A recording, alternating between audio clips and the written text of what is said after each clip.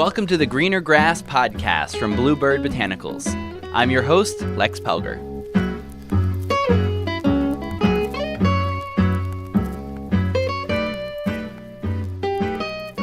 Today we head to England to talk with Julian Vayne, the author of Getting Higher, the Manual of Psychedelic Ceremony. This book is published by the Psychedelic Press UK, who also has a wonderful, well-crafted magazine that you can order as well. Among other projects, Julian works with the Psychedelic Museum that pops up around Europe to showcase the history of the movement. He also is helping to formulate a psychedelic prisoner support program for those incarcerated in this war on drugs. But before Julian came to this interest in psychedelics, it was magic that first attracted him. Initiated early into the Wiccan tradition, and now a practicing chaos magician who incorporates ideas from the many paths that he has explored, today he shares about the history of magic and drugs, as well as his thoughts on creating psychedelic ceremonies.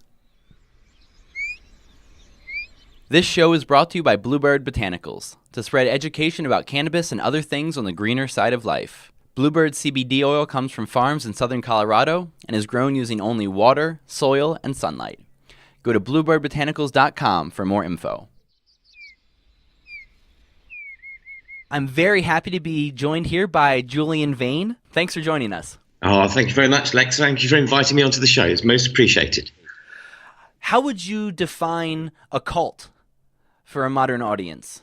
Okay, so I often describe myself as an occultist, so someone interested in the occult. The occult is literally anything that's hidden, anything that's mysterious. So from a pragmatic point of view, that's the bit of the library that you go into that has all those books about the paranormal and magic, and it kind of shades off into psychology on one end and on the other end into computing, if you use the duodecimal system. So you have this kind of like confluence of these ideas which are all about the mysterious, the limits of human perception, parapsychological phenomena, strange spirit phenomena, whether understood through the lens of ufology or traditional shamanism. It's the weird stuff that the occult is all about. And how did you first get interested in the weird stuff? I have no idea, in the sense that I've always been interested in it. So from being like a really little kid, I would go to that section in the library where all those weird books were, and I read them. So I was familiar with the work of people like Aleister Crowley by the time I was 10, and I kind of read around a lot of, I mean, it sounds crazy, but it's completely true. And I read around a lot of the kind of classic texts, like the kind of, the Greater and Lesser Key of Solomon, and some of, Crowley's writing, the writing of various of the sort of early kind of Wiccan practitioners like Gerald Gardner and so on. Right from when I was a kid, I've just always been interested in the weird stuff. That's just me. And so how did you take your first practical steps when it started to become a path and not just a reading obsession? Okay, so this is back in the Britain in the sort of early 1980s, and this is remarkably before the internet. What I had to do was I had to kind of go to events. I had to go to kind of psychic festivals, so fairs where people would be reading tarot cards and trying to sell incense, and this kind of new age kind of stuff. But this is before the term new age had even really kind of kicked in a big way in culture. So I would turn up at these places and I would be looking for the witches. I would be looking for the weird bit of the weird thing that I was already in.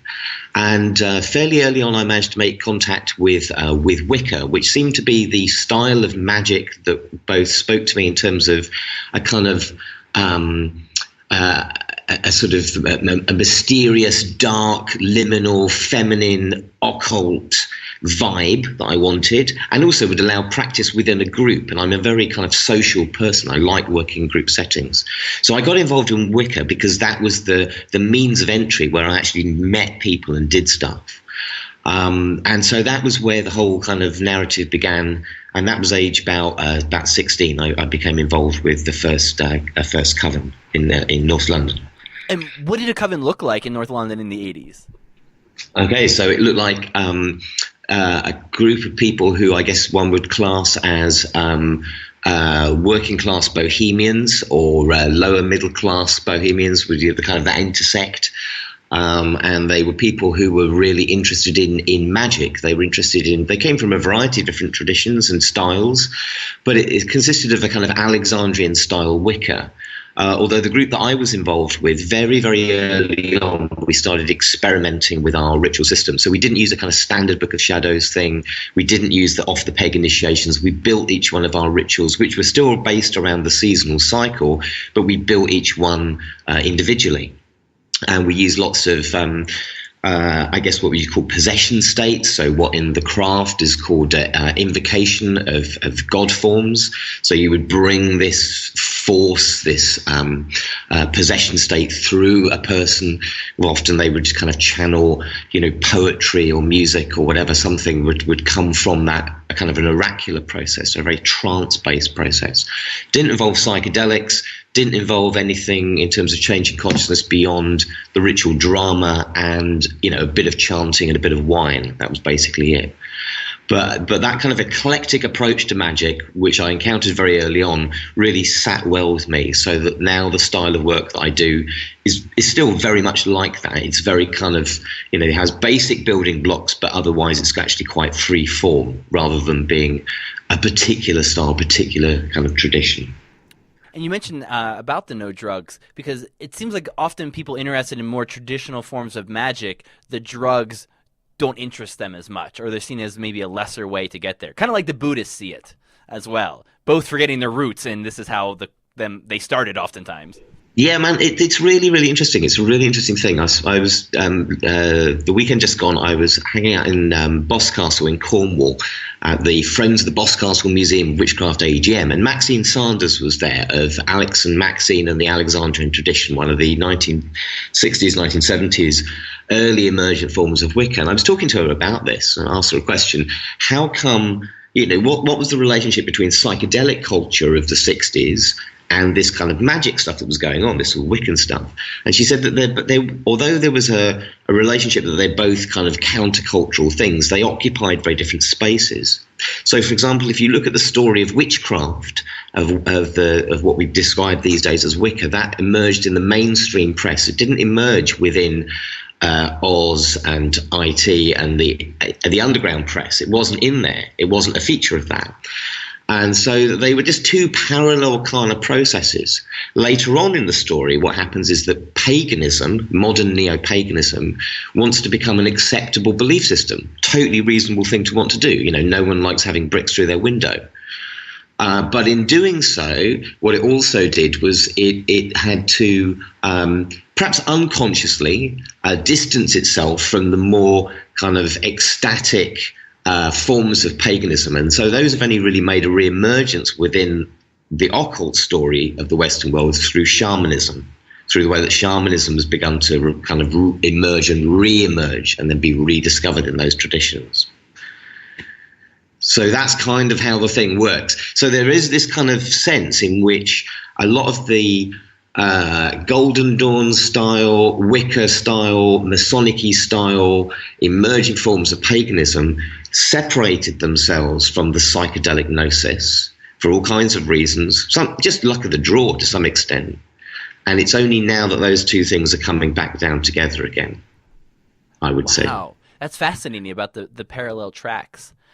And so, to the roots of Wiccan, what's the feeling in the Wiccan community around this kind of idea that the drug people have, that the Wiccan started because witches were putting henbane and datura onto broomsticks, and then broomsticks were applied to mucous membranes, and that's how people were getting high.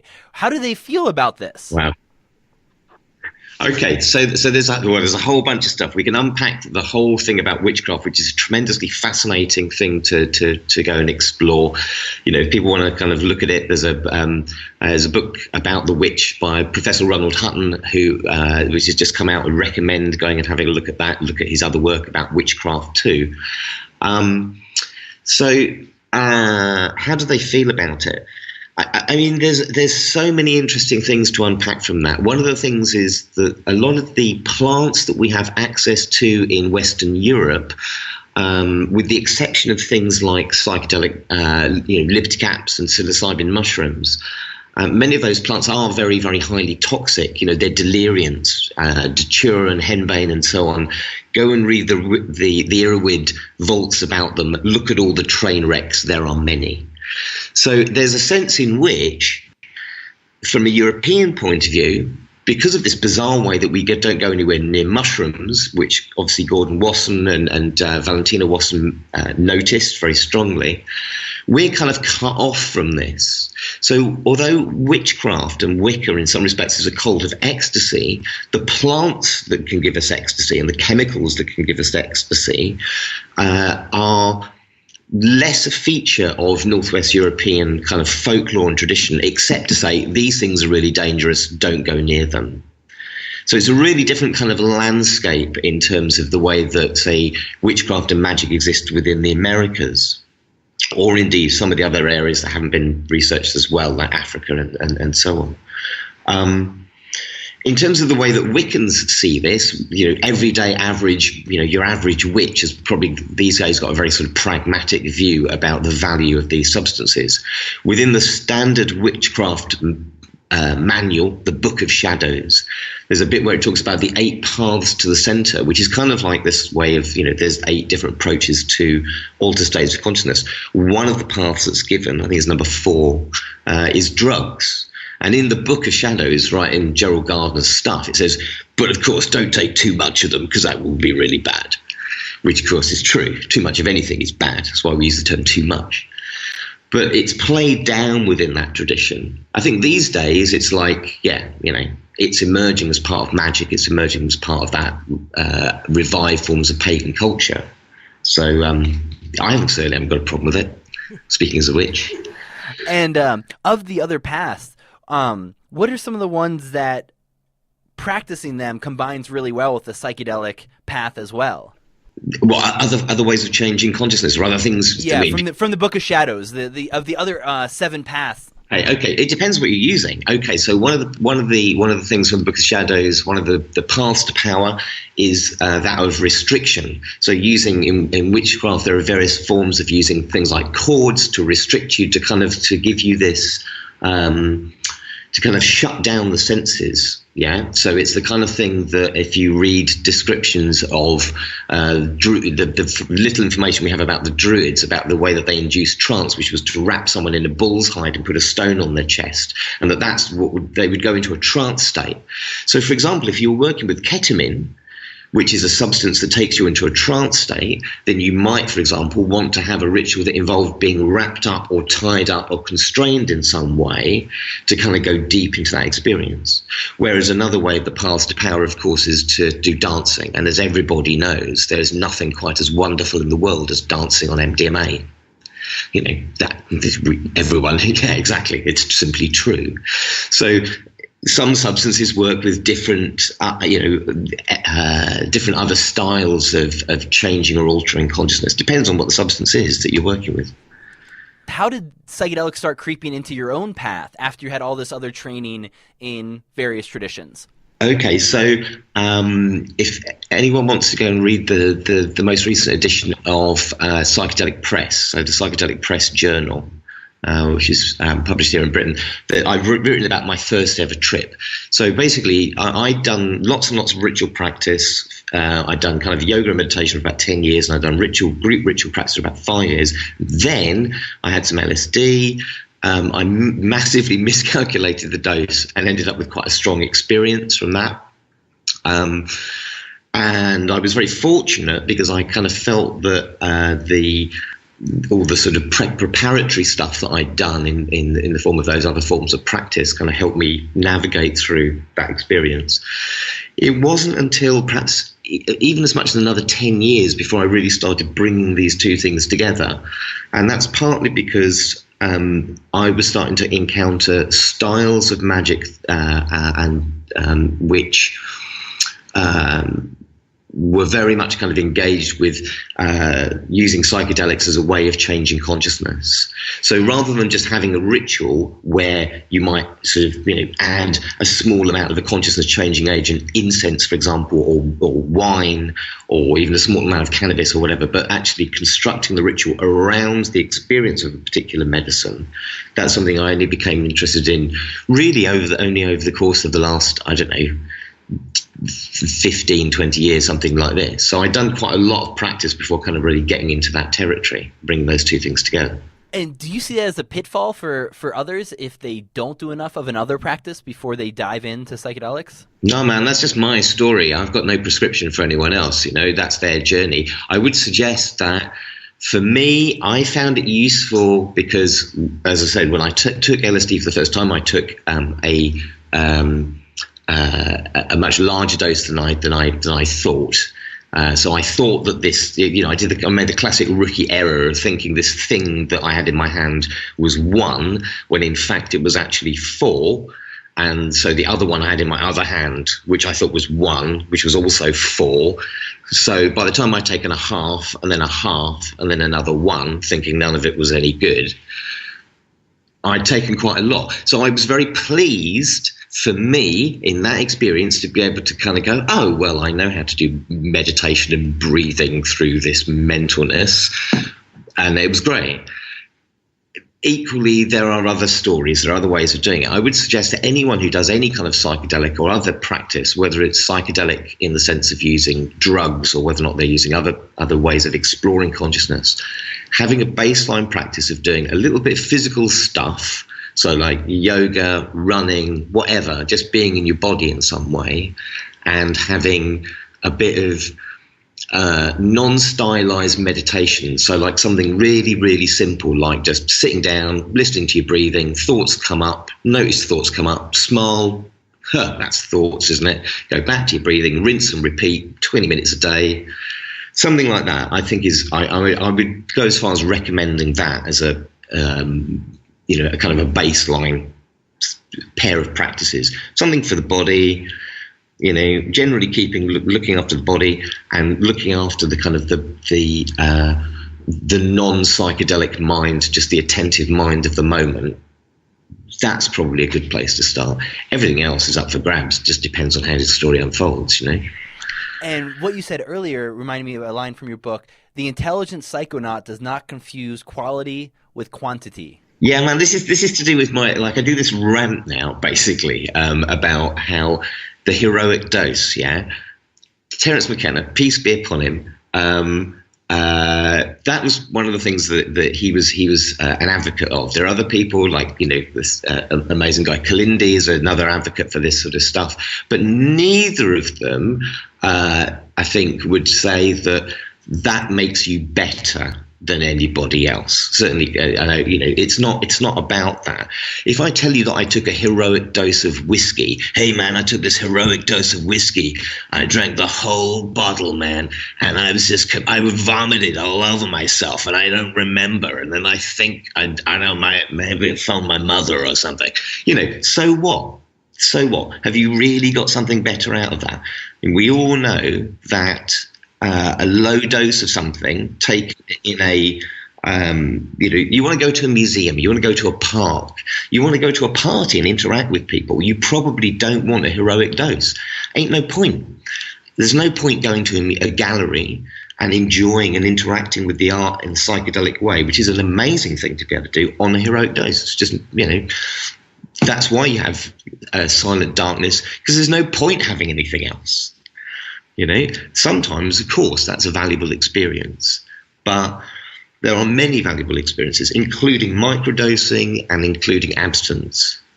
It's about intelligent dosing, not heroic dosing. Intelligent dosing. That's excellent.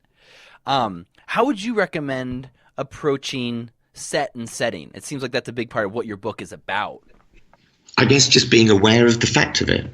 These substances are tremendously plastic. So whatever is going on in the brain that goes into that experience and in the environment in which that brain lives is going to hugely influence the way that these substances are. And you can actively utilize that. And you can also be aware of that in terms of any difficulties that might arise and how you can control the experience. Actually, once you're familiar with it, man, everyone makes mistakes and everyone, has problems, but there is a degree of competence that comes with learning those facts. And whether you choose to describe that or create that in terms of like elaborate ritual practice, or whether or not you have just a personal practice, whatever it looks like, realizing that you have the opportunity to kind of make it's like making an offering to the medicine. It's like saying, okay, I've got this stuff. Yeah, this stuff is going to change my consciousness. Fantastic. That's an amazing opportunity. So I'm going to try and set up a really good environment for that. Within the limits of what seems reasonable and possible, I want to optimize this. And even if that just means I'm going to keep this till Christmas, or I'm going to use this when Joe comes round, because he would really appreciate this. Yeah, being really aware of how those things are used, and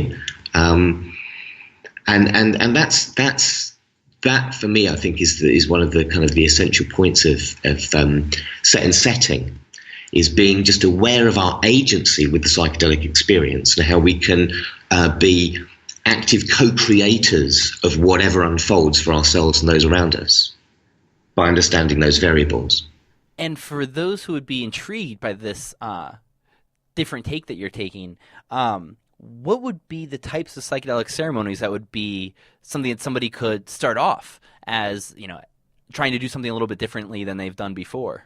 Really easy. Give you an example. So in Britain, every weekend, we take about 500,000 pills of MDMA, 500,000 doses of MDMA. Probably. That estimate may be as many as 750,000 doses. So 500,000 doses, 500,000 doses.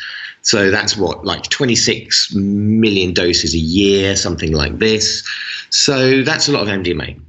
Now, what I would suggest with those people who are taking MDMA, they're having a fantastic time. The vast majority are having a brilliant, brilliant time, which is great.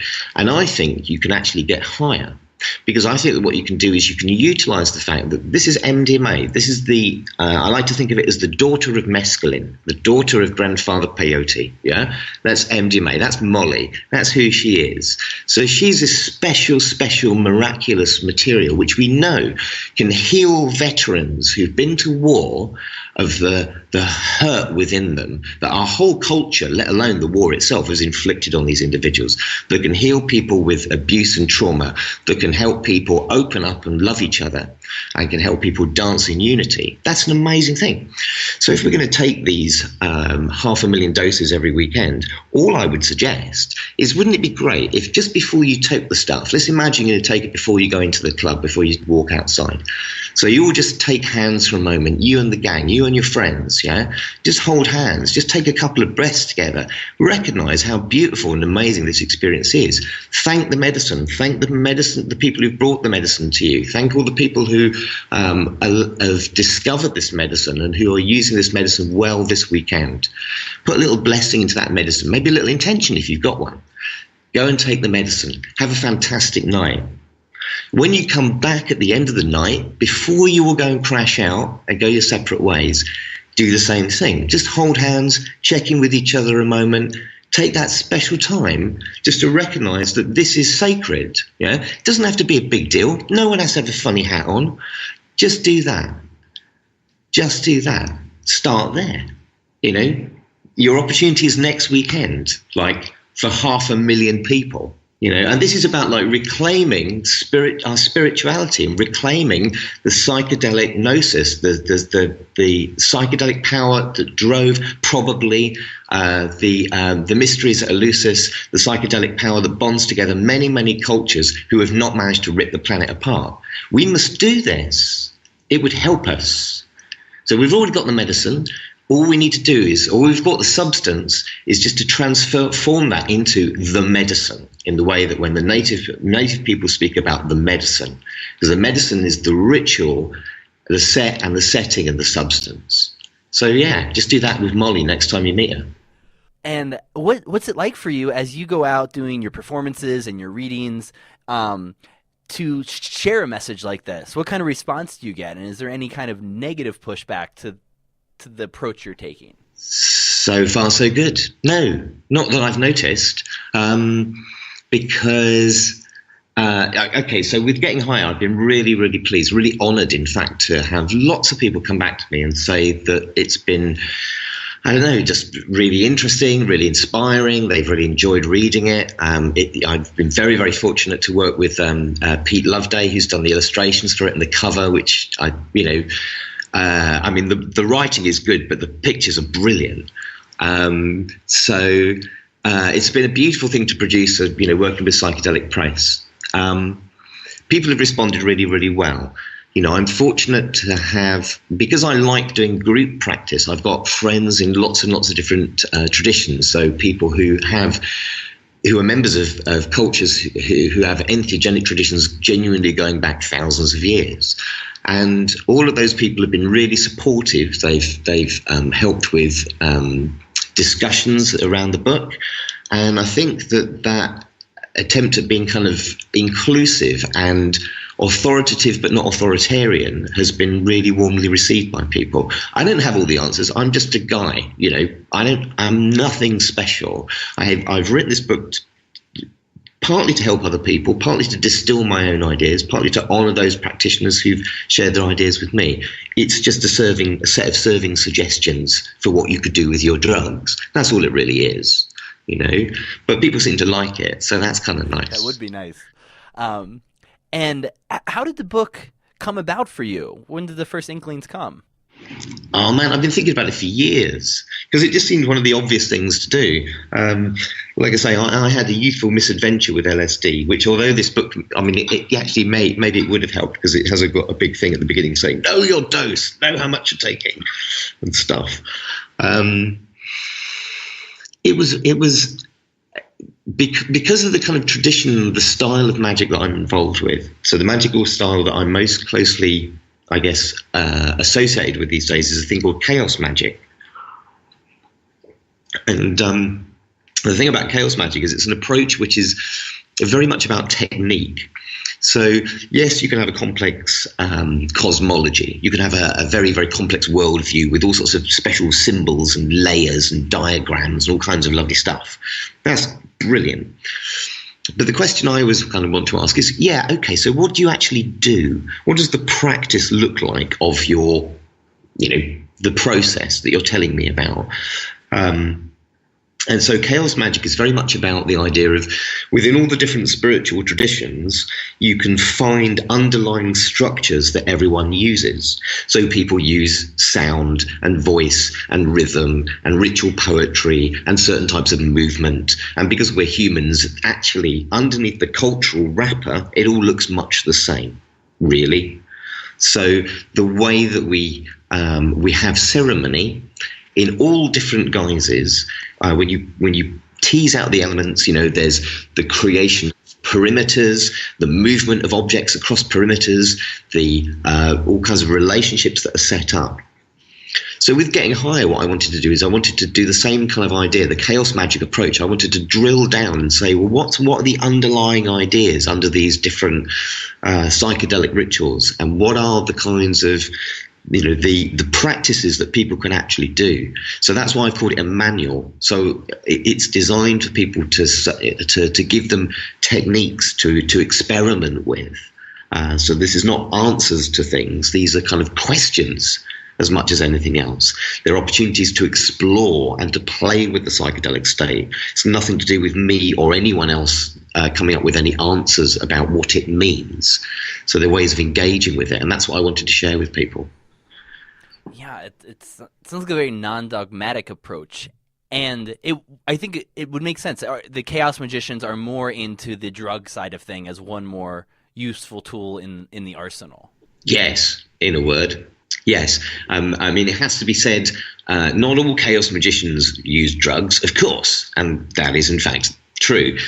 But if you look at the history of chaos magic, because it arose in the Britain essentially in the kind of late 1970s, 1980s, It was very heavily influenced by punk. It was very, very strongly influenced by the kind of by LSD, and it was certainly a style of magic which attempted to really look at kind of two interesting sort of ideas. One, which was the idea of the paradigm, the idea of belief, the idea that we have this kind of a set of symbolic envelope in which we place ourselves. So whether or not we call that whatever the practice might be, it might be an envelope that looks like Hinduism, or looks like NLP, or looks like performance art, or looks like Discordianism, or looks like whatever. The belief system. And then you also have gnosis. So this idea of changing consciousness, the same thing that the 8 paths to power in witchcraft talk about, but what are the ways of doing it? And people, by that point in history, fortunately, even in magic, had managed to get hip to the idea that drugs might actually be the answer. So they started experimenting with them, and the rest, as they say, is history. And speaking of history, that's the point I wanted to get to. Is drugs and magic, and also your work with the Psychedelic Museum, if you want to talk a little bit about that and how the Psychedelic Museum came about. Okay, so I'm involved with a lot of my professional work is to do with sort of museums and heritage sites and so on. It's an area that really interests me, and I think that like they say, if you don't know your history, then you don't know where you're coming from. And I think that one of the interesting things about the psychedelic renaissance that we're in now, the third summer of love, it's also been called, is that calls into mind these first two sort of iterations of summers of love and the whole history of this thing. I'm also really interested in prohibition and finding ways to change the circumstances in which we find ourselves. And in order to understand prohibition, I think it's really, really essential to understand the history of what was going on, particularly in the US over that period of Nixon being in power and so on.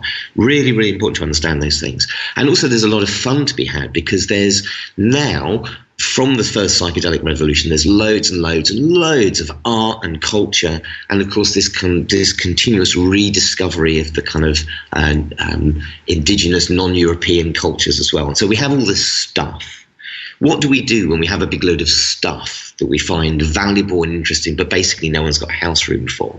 Well, what we do is we put it into a museum. And I would like to see whether or not I'm involved with it. There's lots of people. There's about 5 of us involved in this kind of project at the moment. There's a psychedelic museum in Paris, which is very much focused around kind of the art side of things.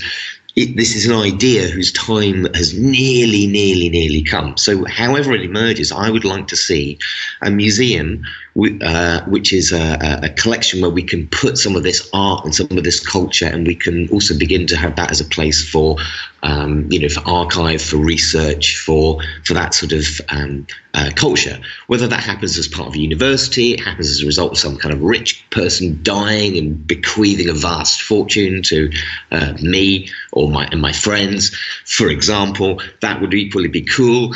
But I'd like to see a psychedelic museum. We've run a series of pop-up museums in Britain where we've done a couple of different shows. We did one which was focused around Alice and underground culture, and that happened in London. There was some lectures and things that sat around the exhibition. We've done one at Breaking Convention, which is the big psychedelics conference that happens at Greenwich, also in London. We'd like to do others. We've got one of our directors is in North America, so he's been kind of working over there on the project. As I mentioned, there's a kind of sister organisation to the one that I'm directly involved with in Paris. So it's an idea that's kind of bubbling up, because to understand where we are and to have an opportunity to create visions of the future and to be able to celebrate the story thus far for us as Europeans, and broader than that for the whole of our species, our engagement with psychedelic drugs. I'd love to see temporarily autonomous or permanent spaces where those exhibitions and those ideas could be shared and explored. That's what I'd like to happen. And so if you did get your millions from some listener out there and you were put in charge of curating the history section, what would you be most interested in bringing up about psychedelics and history? and magic?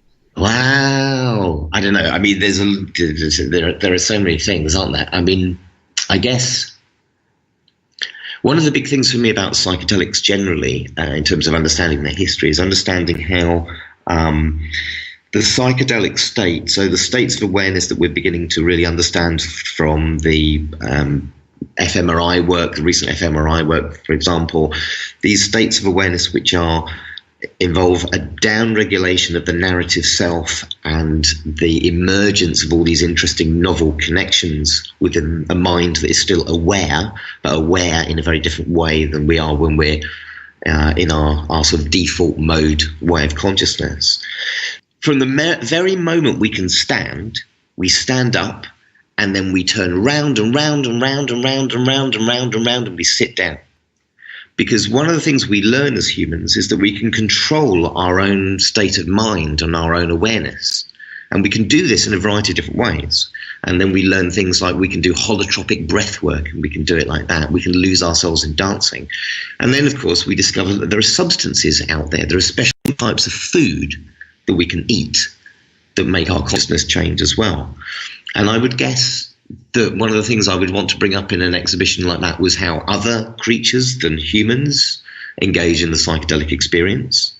So there are plenty of examples of other animals that take various substances. I was reading recently about some film of dolphins playing with a pufferfish, essentially getting stoned off the pufferfish. So I would want to bring out the fact that this is a behavior of biology, and that brings up all sorts of interesting questions. So I want to normalize the psychedelic experience in that sense as just a thing that living things do, not even humans do, living things do. And then, of course, we can ask the question, well, what does that mean? And what do those states allow us to have access to that may be beneficial or useful or indeed problematic? Because the thing about the psychedelic state is that from the fMRI work, we now know that there are gradations of it, but it's a very different state of awareness. It's a state of awareness that has all of these magical possibilities within it. So the level of placebo effect healing that you can have, the fact that you can figure out problems, and we know now from the LSD research at Imperial last year that objective problem solving is possible on 75 micrograms of LSD. That's what you need. So we know that this other state of awareness, the state of awareness that we go into when we down-regulate the narrative self, it can do all kinds of stuff. And it may be that it's important for our own psychic health, the psychic health of us as a species. It may be that it has these, quotes, magical abilities. It certainly seems to have healing ability on individuals, which is sometimes quite profound.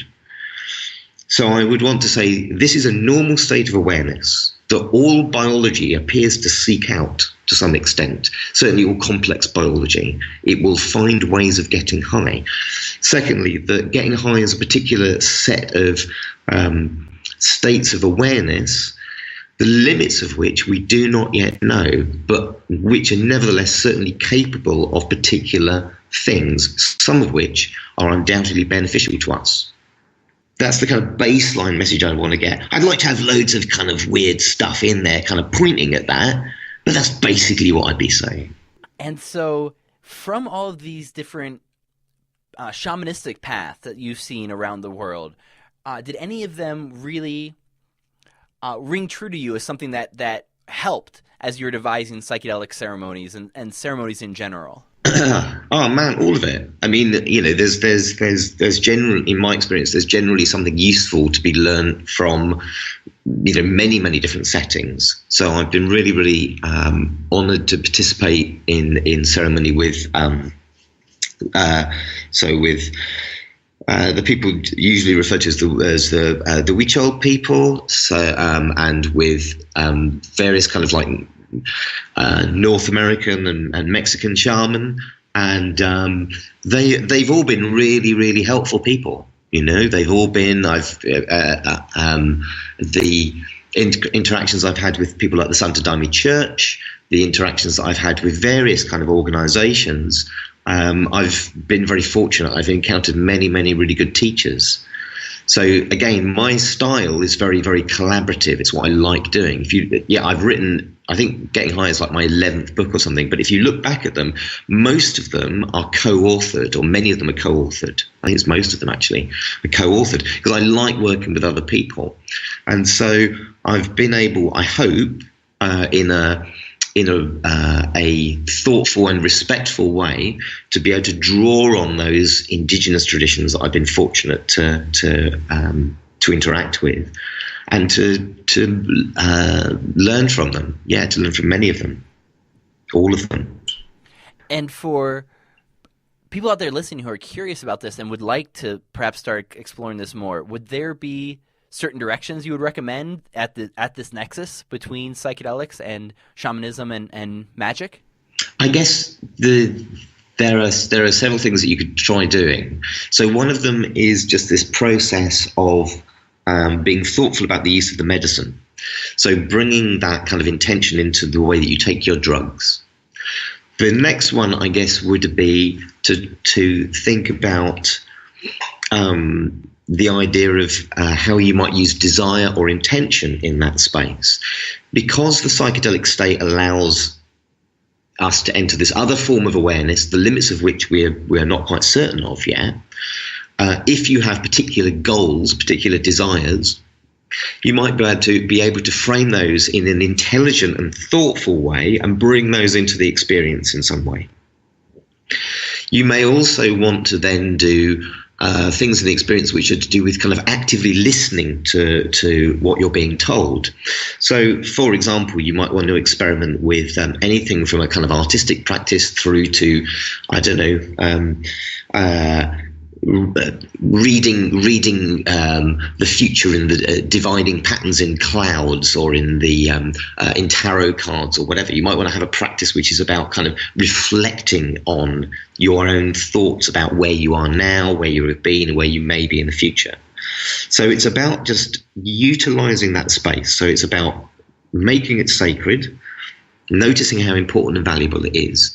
It's about thinking about how you can bring your desire intelligently into that space. So you're actively using it like a magician. You're using that opportunity to make, however you want to frame this, to try and assist with your own unfolding, and therefore the unfolding of all those beings in the world. So it should be good for you. It should be good for everyone around you. It should be about like empowering yourself.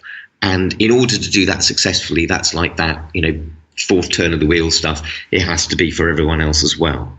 And then it's about listening, because as well as going into the space with desire, it's also important to be able to listen. What is the stuff that's coming up from the unconscious? What are your thoughts and fears and feelings?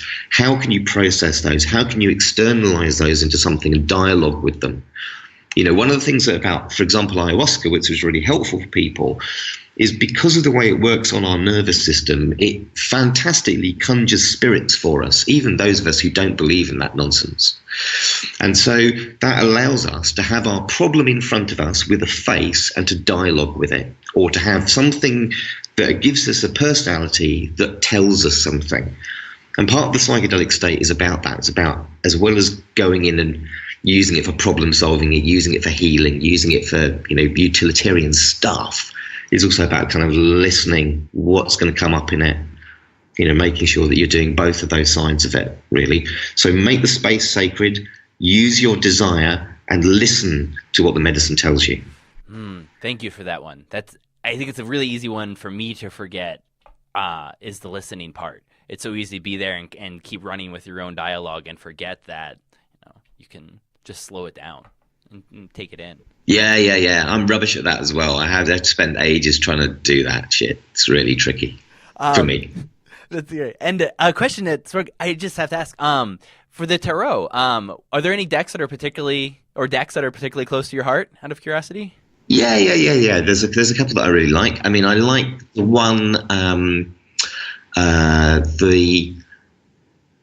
Frida Harris, Aleister Crowley deck, the Thoth Tarot deck. You know, I quite like that kind of, you know, as a young man, I was very into that sort of thelemic style of magic and Crowley and all that kind of thing. So that I really enjoy. I also like, so there's a deck called the, usually referred to as the Rider-Waite deck, which is more, I think, more properly described as the Coleman Smith deck, because it was Pamela Coleman Smith who did the artwork, and Rider was just the publisher, Waite wrote the book. She is the artist, let's honour her. So the Coleman Smith deck, the so-called Rider-Waite, that classic deck, you know, you can't really go wrong, can you really? You know, it's like it's the absolute standard. Then there's, you know, occasionally I come across kind of, you know, various crazy wild ones and just enjoy doing those, using those. There was one that was created by a Facebook group, a Chaos Magic Facebook group, which is called the Chaos Magic Group Tarot. And it was a collective work. So I think about 40 of us submitted images that became a deck. I've got a copy of it here, in fact. There we go. So there it is. So I don't think you can actually buy this now, but we kind of created this with, and each of the cards are by different artists. So they're all kind of, there's a couple in here by me and by my partner Nikki as well. So that's a really nice thing and quite fun to use. So yeah, those are my favourites. That is fun. Yeah, the tarot and drugs make sense to me. Well, you got to cut stuff up with, haven't you? Really, and you need a cut. That's not profane. Is anything profane? Actually, that might be a good. And what is it they say? To the pure, all things are pure. I don't know. I mean, I don't know. Don't ask me. I have no idea. The soul of sweet delight can never be defiled, says Blake. Well, one good question to ask a researcher like you, for the books that were really influential for you at different stages on your journey, which ones come to mind as books that really helped you figure out this getting higher in psychedelic ceremonies? The classic Plants of the Gods, I think, was one of those ones that I remember kind of encountering and thinking, this is amazing. I remember reading Terence McKenna's Food of the Gods and thinking, this is a fantastic narrative. You know, it's very inspirational and very kind of very inspiring. The text to read. What other things? I don't know. Pical and Tikal, just from the point of view of like someone who's not a chemist, but who likes kind of obscure Kabbalah and bizarre words of power. I can look at the back bit, which I don't really understand, but as a magician, it seems to have like magic symbols and then magical words that I can't pronounce and don't look like they're actually meant to be pronounced by a human. They're like a kind of, you know, Lovecraftian sort of text. So I like those. They're good. I don't know what else. Like I say, I was really heavily influenced by Crowley's work, which I encountered as quite a young man. So I really enjoy reading his kind of accounts of sort of drugs and magic. It's of course rather disappointing that we don't have his book, The Cactus, because Crowley experimented with mescaline. And there was a book which was probably just a collection of trip reports of his mescaline experiments, which unfortunately doesn't exist. You know, it was. I think that there's a story about it being taken by customs at one point, and a copy has as yet not surfaced. So that, and of course Carlos Castaneda. Where would I be without Carlos Castaneda? Where would any of us be without Carlos Castaneda? Fantastic. You know, again, really evocative stuff. I really don't care if it's true or false. I'm not even sure I understand what those categories mean. But I know that for me, it was inspirational. Yeah. So for me, it was like, wow, this other reality. That's so exciting. You can get them by drugs. Look, there's a dog pissing on him. It's mescalito. Fantastic. You know, it's brilliant stuff. What's not to like?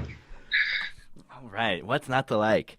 And so I guess before I let you go here, would you have any final advice you'd like to share with people who are interested in more ceremonial psychedelics?